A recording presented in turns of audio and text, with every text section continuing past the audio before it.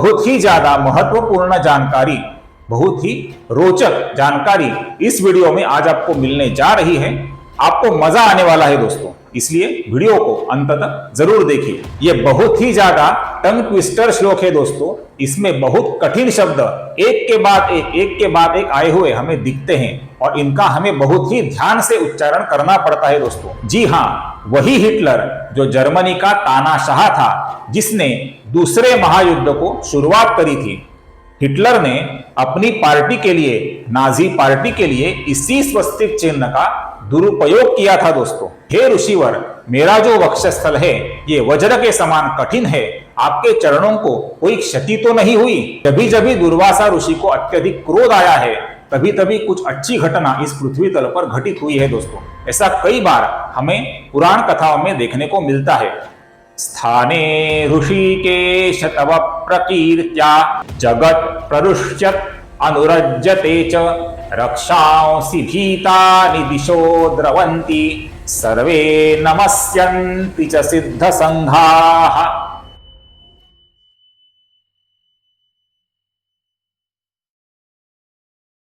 नमस्कार दोस्तों, पुष्कराज विष्णुस्तुति @विष्णुस्तुति DRPUV इस आध्यात्मिक यूट्यूब चैनल पर मैं डॉक्टर पुष्कराज उदयवर्तक अर्थात DRPUV आप सभी दर्शकों का हार्दिक स्वागत करता हूं। पिछले कुछ वीडियो के माध्यम से हम श्री विष्णु सहस्रनाम कैसे पढ़ें इसका अभ्यास कर रहे हैं।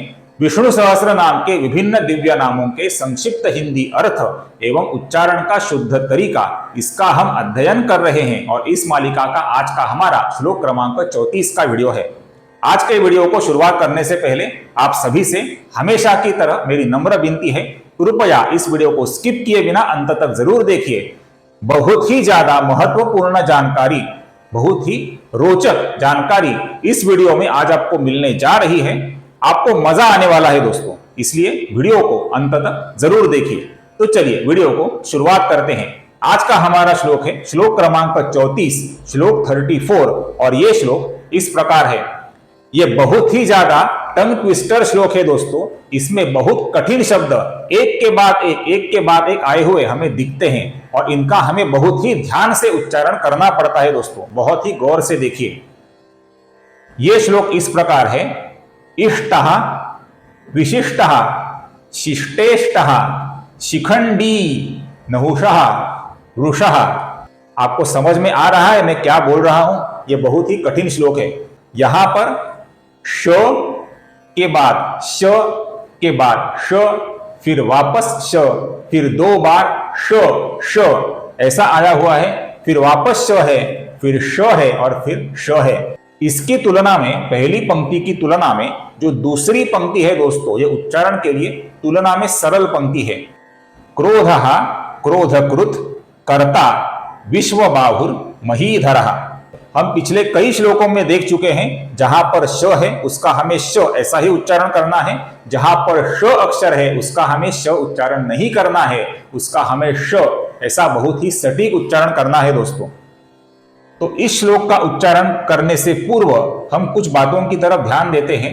यहां पर जो इष्टः का विसर्ग है, इसका आगे अविशिष्टः शब्द आने के कारण अवग्रह बना हुआ है। ये जो चिन्ह है ये अवग्रह कहलाता है।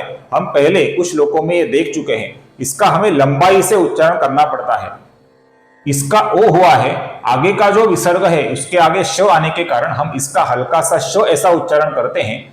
आगे फिर जो शिष्टेष्टः का विसर्ग है इसका भी हम हल्का सा श ऐसा उच्चारण करते हैं। शिखंडी का जो डी है ये दीर्घ है, इसका हमें शिखंडी ऐसा दीर्घ उच्चारण करना है। आगे है नहुषः, इसके विसर्ग का ओ हुआ है क्योंकि आगे वो ये मृदु व्यंजन आया हुआ है। आगे नाम है वृषः, इसमें कोई परिवर्तन नहीं। क्रोधः क्रोधकृत कर्ता विश्वबाहु महीधरः। इसका जो विश्वबाहु शब्द है दोस्तों, इसका जो विसर्ग है इसके आगे म आने के कारण इसका र बनता है और आगे महीधरः नाम है। ये ही दीर्घ है, इसका कुछ लोग महीधरः ऐसा गलत उच्चारण करते हैं, यह हमें नहीं करना है। इसका सही उच्चारण है महीधरः। तो सर्वप्रथम हम पहली पंक्ति का उच्चारण करते हैं दोस्तों, ध्यान से देखिए। इष्टो विशिष्ट शिष्टेष्ट शिखंडी नहुषो वृषः। है कि नहीं टंग ट्विस्टर?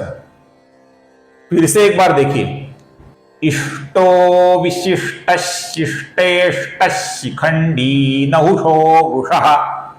अब दूसरी पंक्ति का उच्चारण देखिए, क्रोधः क्रोधकृत्कर्ता विश्वबाहुर्महीधरः।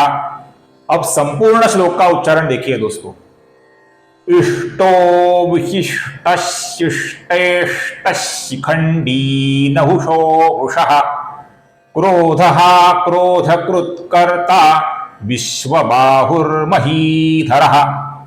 फिर से एक बार देखिए, इष्टो विशिष्ट शिष्टेष्ट शिखंडी नहुषो वृषः, क्रोधः क्रोधकृत्कर्ता विश्वबाहुर्महीधरः। बहुत ही कठिन श्लोक है, लेकिन आशा करता हूं इसका उच्चारण आपको समझ में आया होगा। दोस्तों, आप जितना मेरे वीडियो को लगातार देखेंगे उतना वीडियो का जो एवरेज व्यू ड्यूरेशन होता है ये बढ़ पाता है, जिससे YouTube का जो एल्गोरिदम होता है दोस्तों, उसे नए विष्णु भक्तों तक, नए व्यूअर्स तक इस वीडियो को पहुंचाने में सहायता मिलती है। इसलिए जितना हो सके उतना मेरे वीडियो को लगातार देखिए और मेरे साथ वीडियो में अंत तक बने रहिए। दोस्तों, आप में से कुछ दर्शक ऐसे हैं जो मेरे वीडियोज को रेगुलरली बहुत ही ध्यान से देखते हैं, मेरी बातें भी ध्यान से सुनते हैं, किंतु अंत में सब्सक्राइब करना भूल जाते हैं। दोस्तों, आप मुझे अभी देख रहे हैं, उसके नीचे सब्सक्राइब का बटन है, उसके आगे बेल आइकॉन है। दोनों बटन्स को दबाने के लिए आपको 1 या 2 सेकंड से ज्यादा समय नहीं लगेगा, किंतु आपकी इस कृति से मुझे बहुत ही पॉजिटिव एनर्जी मिलेगी और इस प्रकार के अभ्यासपूर्ण वीडियो आगे भी लेकर आने के लिए मुझे प्रोत्साहन मिलेगा। इसलिए ध्यान से सब्सक्राइब का बटन दबाइए और आगे का बेल आइकॉन भी ध्यान से प्रेस कीजिए। दोस्तों, धन्यवाद। अब हम इन नामों के संक्षिप्त हिंदी अर्थों का विचार करते हैं। दोस्तों, तो सर्वप्रथम नाम है इष्टः। हम कहते हैं मेरे इष्टदेव भगवान श्री राम हैं, मेरे इष्टदेव भगवान वासुदेव श्री कृष्ण हैं, मेरे इष्टदेव शिवशंकर महादेव जी हैं, मेरे इष्टदेव रामदूत पवन पुत्र हनुमान हैं, मेरी इष्ट देवता काली माता है, मेरे इष्टदेव भगवान सूर्य देव हैं। अर्थात अपने सनातन धर्म में एवं हिंदू संस्कृति में जो देवताओं के पूजनीय स्वरूप होते हैं उनको कहा जाता है इष्टः, और ये सभी स्वरूप अंततः परमात्मा नारायण श्रीहरि विष्णु ही हैं। इस अर्थ से यह नाम है इष्टः।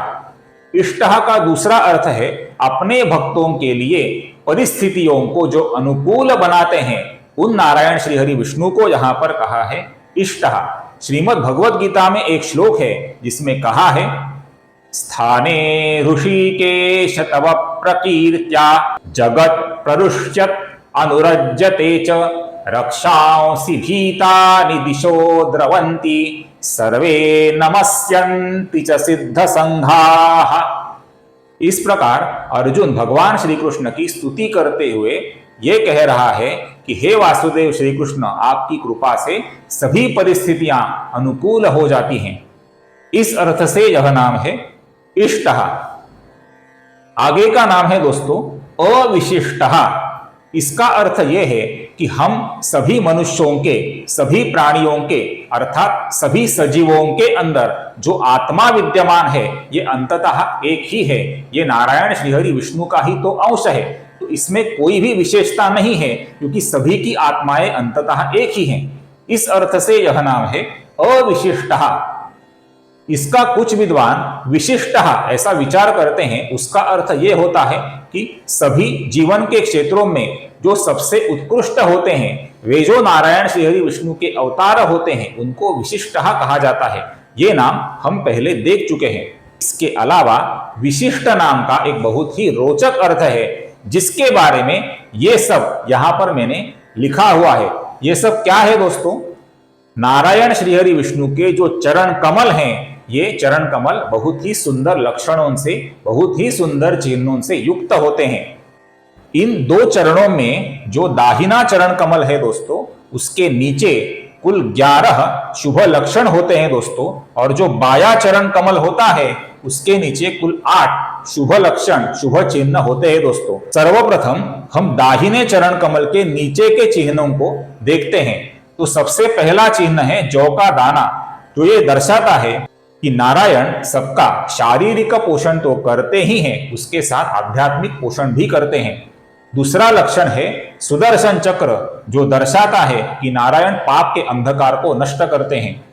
तीसरी है ऊर्ध्व रेखा, ऊपर जाने वाली रेखा, जो ये दर्शाती है कि नारायण श्रीहरि विष्णु का अपने भक्तों के लिए वचन है, नमे भक्ता प्रणश्यति। शिव महिम्न स्तोत्र में कहा है, न कस्यापुन्नते भवति शिरसः त्वयि अवनति।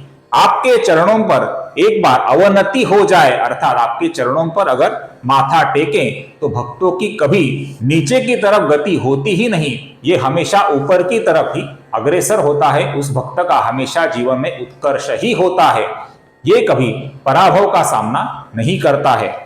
तो ये अर्थ है ऊपर जाने वाली रेखा का। चौथा लक्षण है कमल पुष्प, जो आंतरिक विकास को दर्शाता है, आंतरिक प्रकाश को दर्शाता है। आगे का लक्षण है अंकुश, जो इंद्रियों पर संयम को दर्शाता है। धर्म ध्वजा, ये छठवां लक्षण है, जो दर्शाता है कि नारायण भय और चिंताओं से अपने भक्तों को बचाते हैं। सातवां लक्षण है इंद्रदेव का वज्र, जो ये दर्शाता है कि नारायण अपने भक्तों के पिछले कर्मों के प्रभाव को भी नष्ट करने में सक्षम होते हैं दोस्तों। इसलिए नाम सहस्र को या विष्णु सहस्र नाम को महा उपाय कहा जाता है दोस्तों। आगे का लक्षण है छतरी, जो सुरक्षा और आराम दर्शाती है, जो वामन अवतार में, जो वामन स्वरूप में नारायण ने अपने हाथ में धारण करी थी। आगे का लक्षण है अष्टकोण, जो दर्शाता है कि नारायण अपने भक्तों का सभी दिशाओं से रक्षण करते हैं। आगे का लक्षण है स्वस्तिक, जो सभी अशुभताओं को दूर कराने वाले नारायण को दर्शाता है। आप सभी हिटलर को तो जानते हैं दोस्तों। जी हाँ, वही हिटलर जो जर्मनी का तानाशाह था, जिसने दूसरे महायुद्ध को शुरुआत करी थी। हिटलर ने अपनी पार्टी के लिए, नाजी पार्टी के लिए इसी स्वस्तिक चिन्ह का दुरुपयोग किया था दोस्तों। ये मेरा मत नहीं है, ऐसा कुछ विद्वान कहते हैं। स्वस्तिक वास्तव में सभी अशुभताओं को दूर भगाने वाले नारायण का लक्षण है। इसका दुरुपयोग हिटलर ने किया था और हो सकता है इसी वजह से हिटलर को इसका बुरा प्रभाव झेलना पड़ा, जर्मनी को पराभव का सामना करना पड़ा और इस पक्ष की और उनके देश की दुर्गति हुई थी दोस्तों। तो इस प्रकार ये जो स्वस्तिक है, इसको मांगल्यता का प्रतीक अपने सनातन धर्म में माना जाता है। आगे का लक्षण है जम्बू फल। कुछ विद्वान मानते हैं कि यह गुलाब का पुष्प है। इसका अर्थ यह है कि नारायण श्रीहरि विष्णु का जम्बू द्वीप में, अर्थात अपने भारत देश में शाश्वत पूजा का केंद्र है और पूजा का केंद्र रहेगा। हमारे भारत देश पर नारायण श्रीहरि विष्णु की विशेष कृपा है और ये हमारा सौभाग्य है दोस्तों। बाएं चरण कमल के नीचे कुल 8 लक्षण हैं, ऐसा अपना सनातन धर्म कहता है और ये लक्षण इस प्रकार हैं। पहला है शंख, जो भौतिक कष्टों से मुक्ति दिलाने वाले अमृत का संचय माना जाता है। दूसरा लक्षण है अंबारा, जो ब्रह्मांड में भगवान नारायण की व्याप्ति को दर्शाता है। तीसरा लक्षण है धनुष, जो जन्म मृत्यु के चक्र से मुक्ति दिलाने की क्षमता को दर्शाता है। चौथा लक्षण है गोपद, अर्थात जो गो माता होती है, उसका जो बछड़ा होता है, उसके पैर का ये लक्षण है दोस्तों।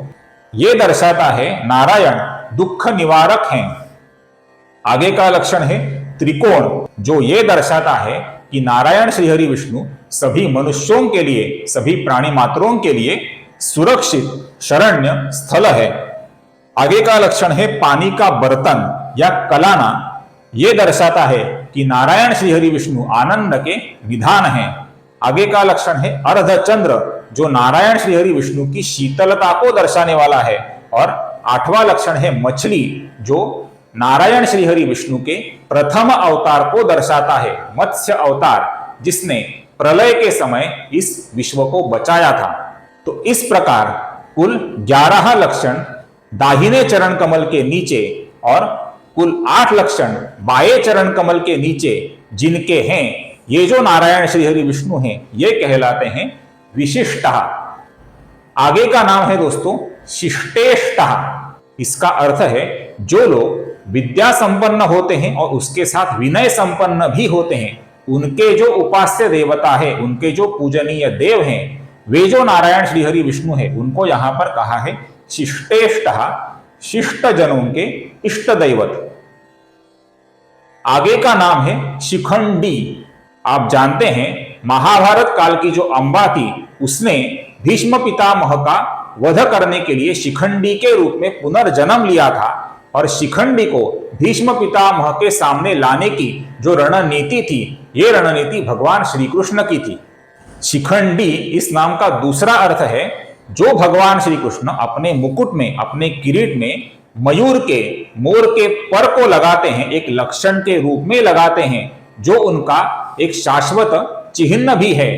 उन भगवान श्री कृष्ण को यहां पर कहा है शिखंडी। आगे का नाम है नहुषः। पुरातन काल में एक नहुष नाम का राजा था जो अत्यंत पराक्रमी था, और एक काल में उसने इंद्र पद पर भी सत्ता प्राप्त करी थी।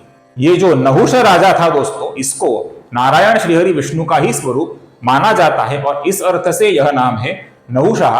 और नहुषः इस नाम का दूसरा अर्थ है जो कर्म फल प्रदाता नारायण श्रीहरि विष्णु अच्छे कर्मों को अच्छे फलों से और बुरे कर्मों को बुरे फलों से जोड़ते हैं, उनको भी कहा जाता है नहुषः।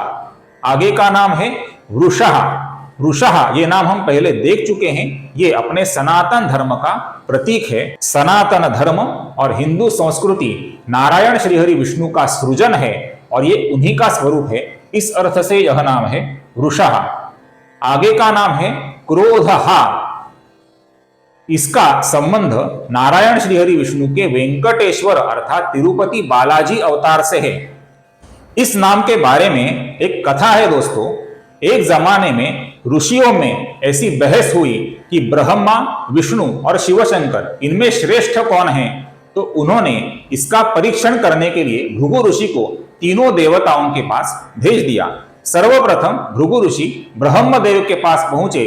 ब्रह्मदेव ने और सरस्वती माता ने उनकी तरफ ध्यान नहीं दिया, तो क्रोधित होकर भृगु ऋषि ने ब्रह्मदेव को शाप दिया कि आपने मुझे नजरअंदाज कर दिया है, इसलिए मैं आपको शाप देता हूं कि पृथ्वी तल पर आपकी कोई भी उपासना नहीं करेगा। इसके पश्चात भृगु ऋषि शिवशंकर महादेव जी के कैलाश धाम पहुंचे। शिवशंकर महादेव पार्वती माता के साथ नृत्य में मग्न थे, तभी उन्होंने भी भृगु ऋषि की तरफ ध्यान नहीं दिया। भृगु ऋषि ने शिवशंकर महादेव को भी ऐसा शाप दिया कि आपकी उपासना एक मूर्ति के रूप में ना होकर केवल एक लिंग रूप में इस पृथ्वी तल पर होगी। और इसके पश्चात भृगु ऋषि पहुंचे नारायण श्रीहरि विष्णु के पास। तभी श्रीहरि विष्णु भी ध्यान में मग्न थे, समाधि में मग्न थे, और लक्ष्मी माता उनके चरण कमलों की सेवा कर रही थी। तभी नारायण ने भी भृगु ऋषि की तरफ ध्यान नहीं दिया, तो भृगु ऋषि बहुत ही क्रोधित हो गए। तो उन्होंने नारायण के पास जाकर उनके वक्षस्थल पर, उनके सीने पर लत्ता प्रहार कर दिया दोस्तों। इससे लक्ष्मी माता बहुत ही क्रोधित हो गई, लेकिन नारायण श्रीहरि विष्णु बहुत ही शांत थे। वे जाकर अपने आसन से नीचे उतरकर भृगु ऋषि को बोले कि हे ऋषिवर, मेरा जो वक्षस्थल है ये वज्र के समान कठिन है, आपके चरणों को कोई क्षति तो नहीं हुई। नारायण की इस विनयशीलता से भृगु ऋषि अत्यंत प्रसन्न हो गए, और उन्होंने ऐसा घोषित किया कि ब्रह्मा, विष्णु और महेश, इन तीनों में नारायण श्रीहरि विष्णु ही सर्वश्रेष्ठ हैं।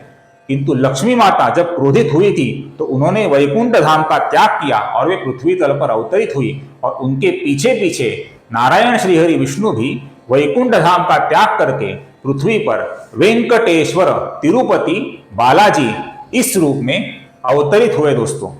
तो ये अवतार की कथा ये दर्शाती है कि जिन नारायण श्रीहरि विष्णु ने भृगु ऋषि के क्रोध को शांत किया, उनको यहां पर कहा है क्रोधहा।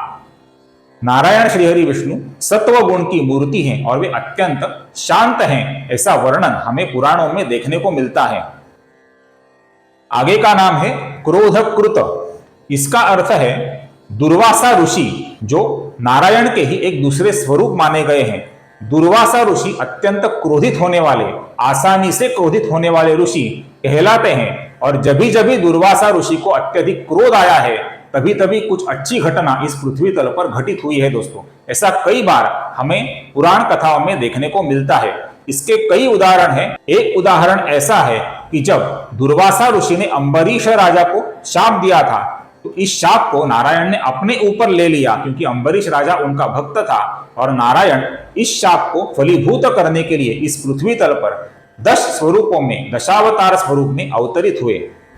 आगे दुर्वासा ऋषि ने जब शिवशंकर महादेव और पार्वती माता को शाप दिया, तो उसके बाद पार्वती माता का, आदि शक्ति का मातंगी अवतार हुआ दोस्तों। तो इस प्रकार कई घटनाएं दुर्वासा ऋषि के क्रोध के कारण घटित हुई हैं। इस अर्थ से अपने क्रोध से अच्छी घटनाओं को जन्म देने वाले जो दुर्वासा ऋषि हैं, उनको यहां पर कहा है क्रोधकृत।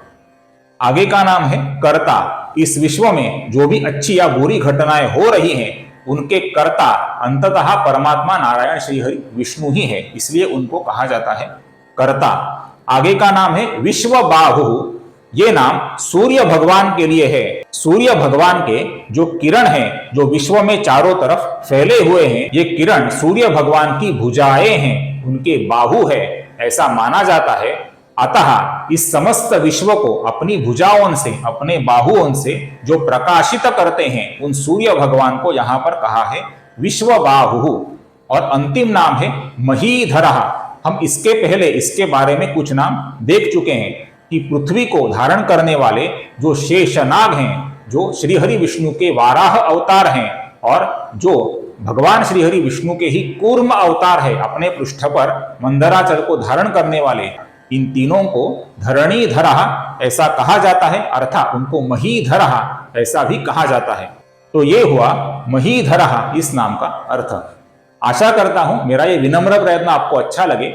अगर ये वीडियो अच्छा लगे, अगर ये जानकारी आपको अच्छी लगे, तो कृपया इस वीडियो को ज्यादा से ज्यादा लाइक, हाई और शेयर करना ना भूलें, और मेरे चैनल को दोस्तों सब्सक्राइब करना न भूलें। आपके सपोर्ट की मुझे अत्यंत आवश्यकता है।